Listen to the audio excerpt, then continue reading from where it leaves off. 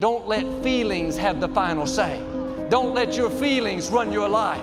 You have to go by what you know, not by what you feel. When you're weak, you need to say, I am strong. When you feel overwhelmed, you need to say, I can do all things through Christ. When you feel intimidated, you need to say, I am a mighty hero. When the pressure feels too much, you need to say, I am well able. I can handle it.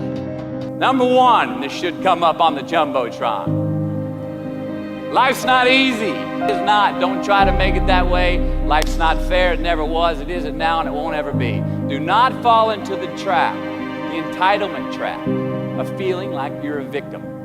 You are not. Get over it and get on with it. And yes, most things are more rewarding when you break a sweat to get them. Number two, I love this.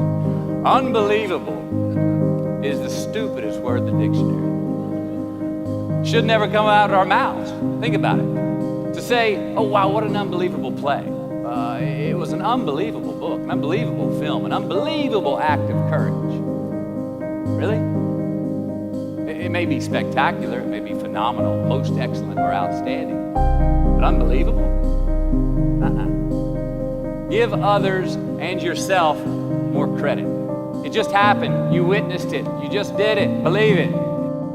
Happiness is an emotional response to an outcome. If I win, I will be happy. If I don't, I won't. It's an if-then, cause and effect, quid pro quo standard that we cannot sustain because we immediately raise it every time we attain it. You see, happiness demands a certain outcome. It is result reliant. And I say, if happiness is what you're after, then you're going to be let down frequently, and you're going to be unhappy much of your time. Joy, though, joy is a different thing. It's something else. Joy is not a choice. It's not a response to some result. It's a constant. Joy is the feeling that we have from doing what we are fashioned to do, no matter the outcome. Now, personally, as an actor, I started enjoying my work and literally being more happy when I stopped trying to make the daily labor a means to a certain end. For example, I need this film to be a box office success. You know, I need my performance to be acknowledged. I need the respect of my peers. All of those are reasonable aspirations, but the truth is, as soon as the work, the daily making of the movie, the doing of the deed became the reward in itself for me, I got more box office, more accolades and respect than I ever had before. See, joy is always in process. It's under construction. It is in constant approach, alive and well in the doing of what we're fashioned to do and enjoying it. Number four, define success for yourself.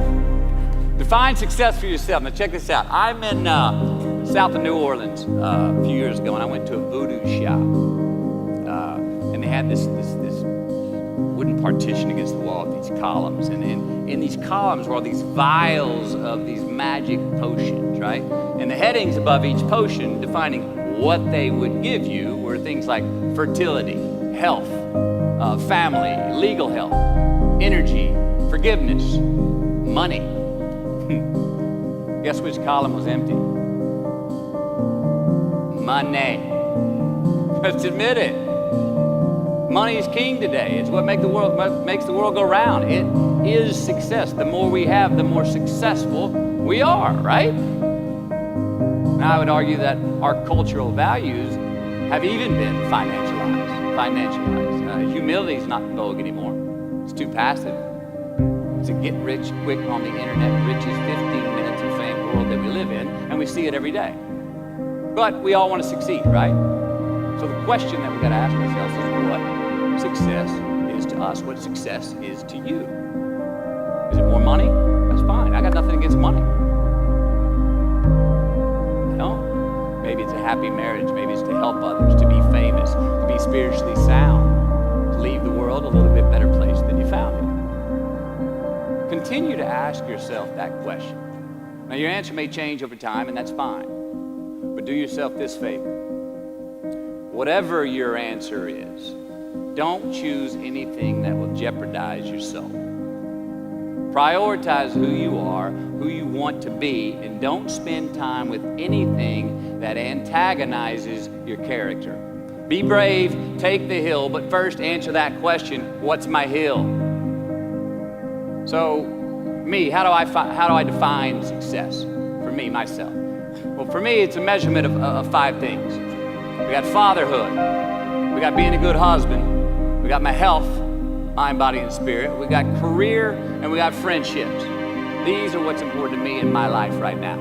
So first, we have to define success for ourselves. And then we have to put in the work to maintain it. Take that daily tally. Tend our garden. Keep the things that are important to us in good shape. I mean, let's admit it. We've all got 2 wolves in us. A good one and a bad one.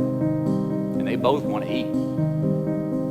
Best I can tell, we just got to feed that good one a little more than the other one. Here we go. Number 5. Process of elimination is the first step to our identity. AKA, where you are not is as important as where you are. It is just as important where we are not as it is where we are. Look, the first step that leads to our identity in life is usually not, I know who I am. I know who I am. That's not the first step. The first step is usually, I know who I am not. Process of elimination. Defining ourselves by what we are not is the first step that leads us to really knowing who we are. Knowing who we are is hard. It's hard. So give yourself a break. Eliminate who you are not first, and you're going to find yourself where you need to be.